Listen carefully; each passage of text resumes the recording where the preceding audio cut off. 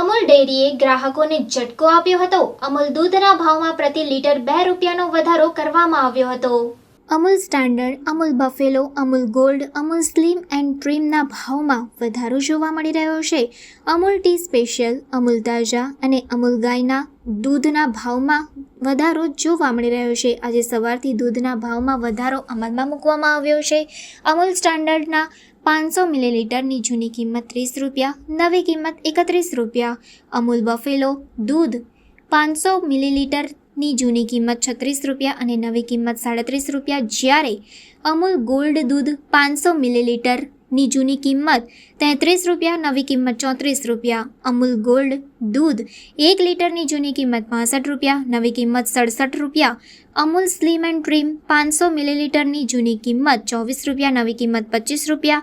Amul tea special 500 મિલીલીટરની જૂની કિંમત 31 રૂપિયા, નવી કિંમત 32 રૂપિયા। અમૂલ તાજા દૂધ 500 મિલીલીટરની જૂની કિંમત 27 રૂપિયા, નવી કિંમત 28 રૂપિયા।